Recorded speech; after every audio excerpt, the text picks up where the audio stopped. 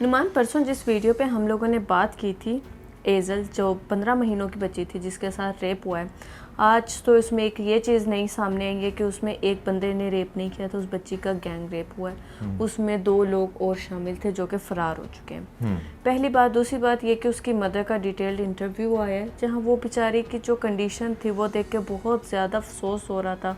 ऊपर से जो चीज़ें उसने बताई, आज हम लोग फर्दर उसको डिस्कस करेंगे। लेकिन वीडियो में आगे बढ़ने से पहले मैं ऑडियंस को ये चीज़ बता दूं कि आज हमारी जो वीडियो अपलोड हुई है, लोग उस पर बहुत सारी ये बात कर रहे थे कि आप लोगों ने मदर का इंटरव्यू नहीं देखा, उसकी मदर ने सारी डिटेल्स बताई हैं। तो आप लोगों को बता दें कि वो वीडियो हमने परसों बनाई थी, ठीक है, बट स्केजुलिंग में हमारे से ये मिस्टेक हुई कि हमने सुबह 9 बजे पोस्ट करनी थी कल को, थर्सडे को, बट मुझसे वो मिस्टेक ये हुई कि मैंने फ्राइडे को जो है उसको स्केजुअल पे लगा दिया और कल हम लोग कहीं पर बिजी थे, जिसकी वजह से वो कल पब्लिक होने के बजाय आज सुबह को पब्लिक हुई। और फिर वो पुरानी अपडेट थी, जिस दिन ये केस जिस दिन पहले दिन हुआ है, रात के तकरीबन 9-10 बजे हमें इस न्यूज़ का पता लगा और हम लोगों ने वेडनेसडे को वीडियो बना ली।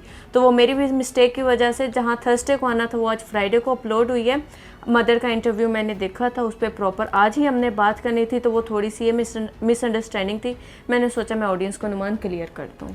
बिल्कुल ऐसा ही है। और माँ की कंडीशन देखकर लिटरली दिल जो है ना वो खून के आंसू रोता है। जिस तरीके से वो अपने बच्चे के कपड़े और वो जूते वगैरह जैसे उसको पकड़ कर रो रही थी, एक बहुत ही दर्दनाक जो है ना ये इंसिडेंट हुआ है। कैसे एक 1.5 साल की बच्ची को 3 लड़के जो थे वो बाकायदा कब्रिस्तान में लेकर जाकर उसके साथ ये करते हैं।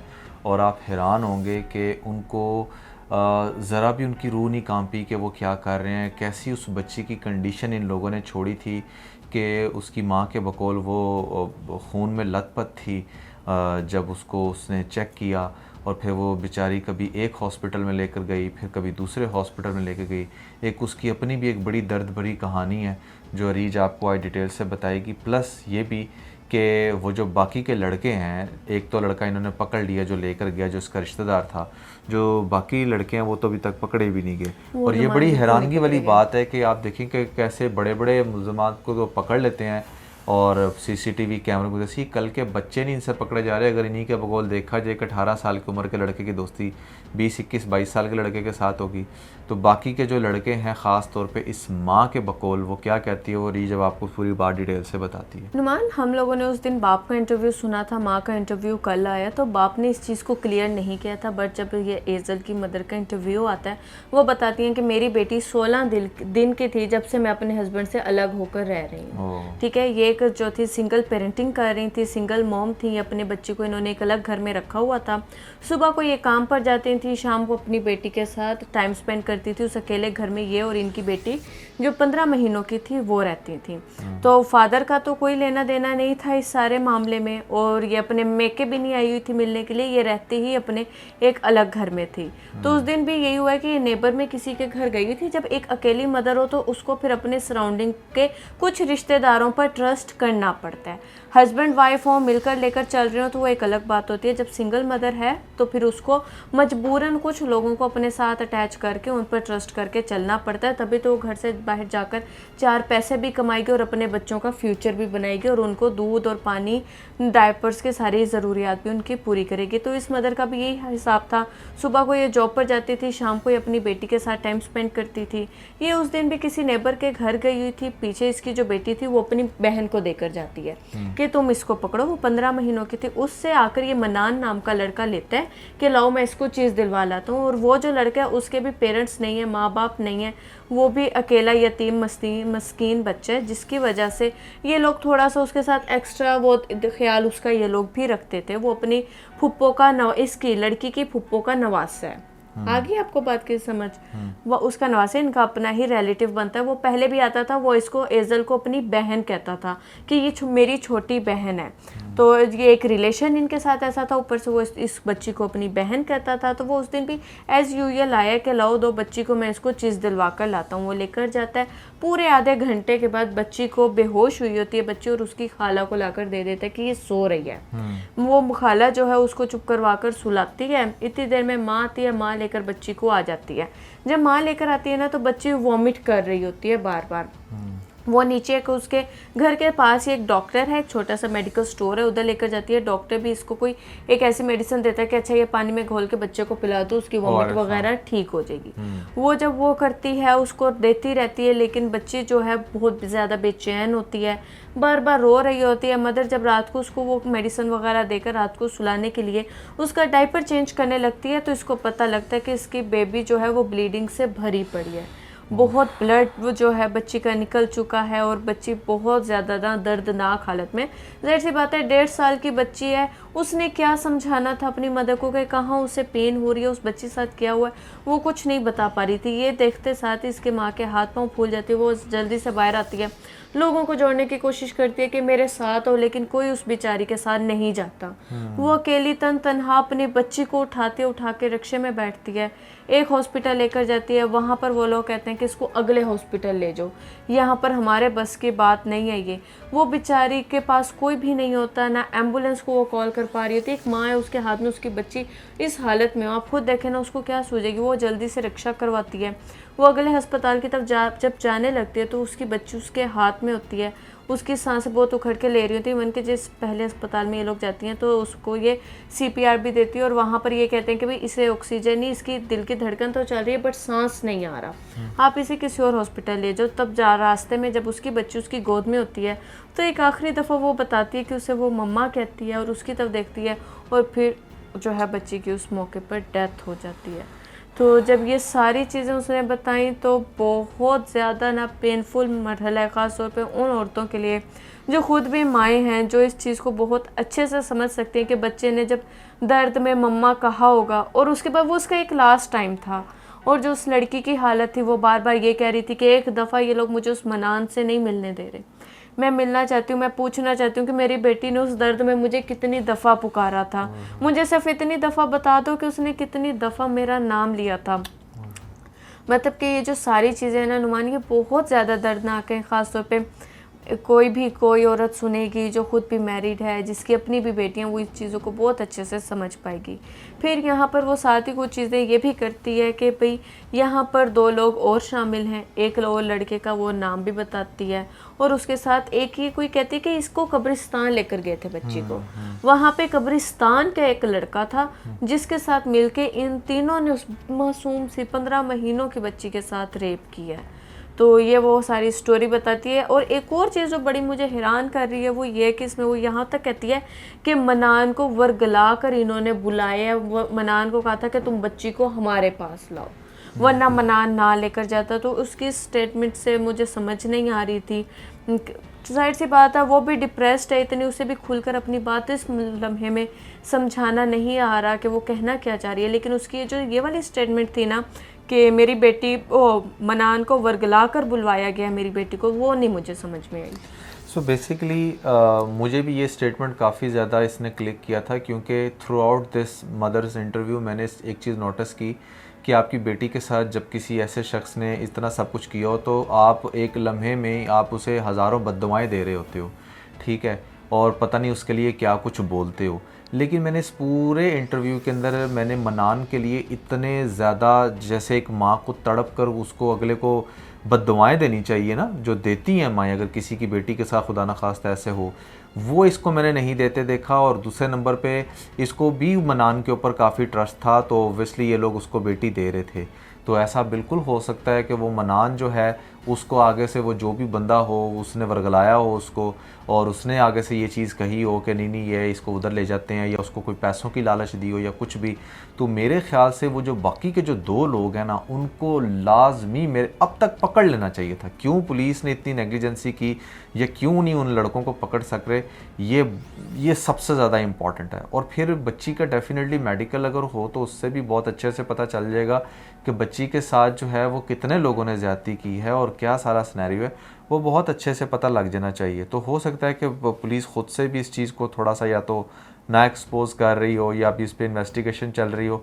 बट एक तो ये बात बड़ी दर्दनाक है कि एक नहीं वहाँ पर 3 लोग थे। और जहाँ तक बात की जाए मदर की हालत बहुत बुरी थी। और मैं आपको एक चीज़ यहाँ पर ख़ास तौर पे बॉयज़ को ये कहना चाहूँगा कि जब आप शादी करते हो किसी लड़की के साथ और जब आप उस लड़की को छोड़ दो, स्पेशली अगर आपकी औलाद हो, तो फॉर अ सेकंड ये ज़रूर सोचा करो कि आप उस लड़की को तो छोड़ रहे हो, ठीक है, आप ये बात जहन में ला रहे हो कि हाँ ठीक है वो किसी के साथ भी शादी कर लेगी, शायद वो पार्टनर आपके लिए इतना मैटर ना करता हो, लेकिन थोड़ा सा बच्चों का भी सोचा करो।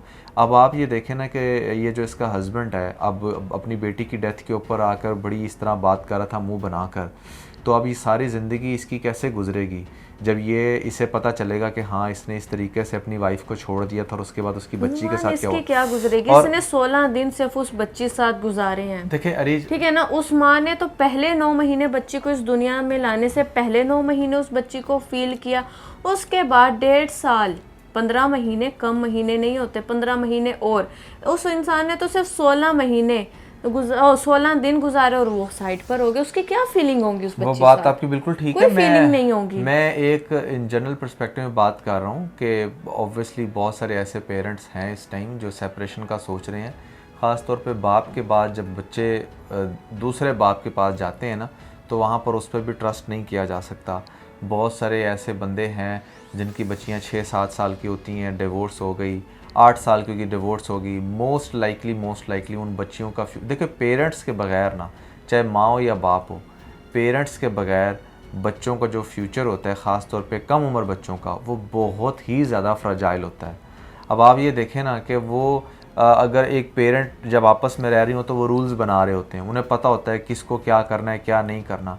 इवन कि हमने अपनी लास्ट वीडियो के अंदर ये बात कही है और आपको ये डेडलाइन खुद से बनानी चाहिए, चाहे आपके कोई रिलेटिव इससे नाराज़ हो रहे हैं, चाहे वो आपसे बात करना छोड़ रहे हैं, या चाहे वो आपसे अपना रिश्ता ही ख़त्म कर रहे हैं, वो करवा लेना बेहतर है। लेकिन आपने अपनी छोटी बच्चियों को कभी भी किसी मेल के हैंडओवर नहीं करना इस तरह से कि हाँ ठीक है आप इसे लेकर जाकर चीज़ दिलवा दो या आप इसके साथ फलां रूम में थोड़ी देर खेल लो, ऐसे आपने नहीं करना। आपकी आंखों के सामने हाँ अगर आप प्यार कर रहे हैं, कज़न प्यार करते हैं, कोई बड़े मसले वाली बात नहीं, उसमें आप उनको ज़रूर अलाउ करें, लेकिन आप उनको एक साइड पे दूसरे कमरे में उनके साथ मत छोड़ें या उनको ये मत अलाउ कर दें कि हाँ ठीक है वो कहीं पर भी उनको लेकर जा सकते हैं। बहुत ही दर्दनाक बात है कि आप देखें कि जब आप अपने बच्चों को इस तरह किसी को भी देते हैं तो उसके दिमाग में क्या चल रहा है आपको नहीं पता। मनान के ऊपर इसकी माँ को बड़ा ट्रस्ट था, इवन कि इतना सब कुछ होने के बाद भी आप देखें कि वो उसके लिए कोई ज़्यादा उस तरह के कलमात उसने नहीं बोले, लेकिन फिर भी आप देख लें बच्ची के साथ तो कुछ भी हो गया। और ये बात मैंने पहले भी बड़ी दफ़ा कही है अपनी वीडियो में, दोबारा कह देता हूँ, बच्चियाँ कभी भी ये मत समझना कि अच्छा 16-17 साल की होगी तो फिर जवान होगी। बच्चियाँ पैदा होते जवान होती हैं। हमने ऐसे भी केस सुने, आप ख़ुद भी सर्च कर सकते हैं गूगल पे, जहाँ पर न्यू बॉर्न बेबीज़ के साथ रेप हुए हैं। तो 1.5 साल की बच्ची, 2 साल की बच्ची, 5 साल की बच्ची, मतलब आप किसी भी एज का नाम ले लें, उस एज में उस बच्ची के साथ हुआ हुआ है। नुमान, लास्ट वीडियो में भी आपने ये बात की थी और उस पर कुछ लोगों का ये रिस्पॉन्स भी था कि आप लोगों ने अगर ऐसे केस सुने कि माँ की नेग्लिजेंसी की वजह से बच्चे मर गए, तो आप लोगों ने ऐसे भी केस सुने कि एक बाप ने अपनी बच्ची का रेप कर दिया, बिल्कुल बाप ने अपनी बच्ची साथ ये किया। तो देखो, जब आप खासतौर पे बच्चे से भी पहले आप अपने पार्टनर साथ टाइम गुजार रहे हो, अगर आपको अपने पार्टनर का इतना पता है कि अच्छा नहीं यार वो इस टाइप का बंदा है, वो इस तरह का है, तो फिर आप उससे भी प्रोटेक्ट करो। बिल्कुल फिर आपको करना चाहिए। और वैसे भी चाहे बाप अच्छे हों बुरे हों, बच्चियां जैसे थोड़ी सी बड़ी हो तो ये मदर्स का काम होता है बच्चियों की थोड़ी सी बाउंड्रीज सेट करना, ठीक है ना, उनको उठने बैठने के वो मैनर्स सिखाना, गर्लिश मैनर्स जो होते हैं कि अच्छा बेटा आपने ऐसे बिहेव करना है। बच्ची 3 साल की हो जाए ना तो आपको सिखाना चाहिए होता है, उसको पता हो कि अच्छा आपने इस तरह से बैठना है, ऐसे लेग्स क्लोज करके बैठना है, आपने ऐसे बिहेव करना है,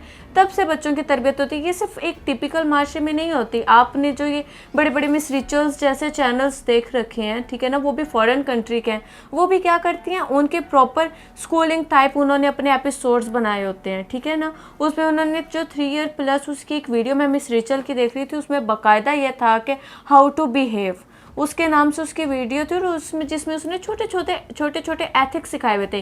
क्या है, किसी फॉरेन कंट्री में रह रही है, उनकी तो ड्रेसेस भी बड़े वो मॉड होते हैं हमारे पाकिस्तान के अकॉर्डिंग, लेकिन वो लोग अगर ये सब कुछ सिखा रहे हैं तो हम पाकिस्तान जैसे माशरे में रहते हुए एक इस्लामिक रिपब्लिक कंट्री में रह रहे हैं, तो हमारे ऊपर ज़्यादा रिस्पॉन्सिबिलिटीज़ हैं, ख़ासतौर पर मदर्स के ऊपर, कि वो अपनी बेटियों को कैसे टीच करती हैं। और बेटों के लिए फ़ादर पर रिस्पॉन्सिबिलिटी होती है कि फ़ादर को चाहिए कि एथिक्स सिखाएं, उन्हें सिखाएं कि भाई अगर आप आपके सामने आप एक अकेले कमरे में और आपके पास कोई 5-6 लड़कियां भी बैठी हैं, तो कैसे आपने खुद को स्ट्रॉन्ग बॉय ही रखना है, आपने वहाँ पर वीक नहीं पड़ना, कैसे गर्ल्स के साथ पोलाइटली बिहेव करते हैं। लड़कों के बिहेवियर हमेशा बाप से आते हैं, बाप को चाहिए होता है उनकी तरबियत करना, और लड़कियों की तरबियत हमेशा माँ अच्छी कर सकती है। बिल्कुल ऐसे ही है। सो बहरहाल एक बहुत ही दर्दनाक वाक़या था, हमने आप लोगों के साथ दोबारा अपनी फीलिंग्स शेयर की, और फिर किसी दिन बैठकर आप लोगों को डिटेल से ये भी बताएंगे कि होम स्कूलिंग क्यों ज़रूरी है, जिसका टॉपिक हमने लास्ट वीडियो में छेड़ा था। उस पर बहुत सारे हमें कमेंट्स मिले हैं। पहले आई थिंक हम करके दिखाएंगे, बिल्कुल ऐसे हम ही एक है। ऐसा व्लॉग बनाएंगे क्योंकि ताकि हम अपनी बेटियों की रूटीन लोगों के साथ शेयर करें कि हम लोग कैसे चल रहे हैं। हाँ, लास्ट वीडियो में जब बहुत सारे लोगों ने कमेंट किए तो हम लोगों ने यही बैठकर डिसाइड किया कि हम अब इसको डेडिकेटेड वीडियो बनाकर लोगों को बताएंगे कि आपने अपने बच्चों को, जो आपको लगता है कि सोशलाइज करना बहुत ही ज़्यादा ज़रूरी है, या बच्चों की बोरियत कैसे दूर वो करें, कैसे करना है, वो हम भी करते हैं। वो हम आपको बाकायदा दिखाएंगे कि हम क्या कर रहे हैं, क्योंकि हम खुद भी 2 बेटियों के पेरेंट्स हैं, तो हम आपको बाकायदा प्रैक्टिकल करके बताएंगे। तो आपको फिर उन चीज़ों से काफ़ी हद तक पता चलेगा कि ये स्कूलिंग क्या है, स्कूलिंग क्यों ज़रूरी थी, अब क्यों ज़रूरी नहीं है, और तालीम के और कौन कौन से ज़रिए हैं जो कि आपके ये सो कॉल्ड ये जो बिजनेसेस बने हुए हैं आपके कॉलोनीज़ के अंदर और डिफरेंट कॉलेजेस के नाम पर, ये कैसे आपको लूट रहे हैं। ये सारी चीज़ें आपको बहुत डिटेल से विद प्रूफ्स आपको जो है ना इंशाल्लाह क्लियर करेंगे। सो आज के लिए बस इतना ही। इसके साथ अपना बहुत सारा ख्याल रखें। खुदा हाफ़िज़।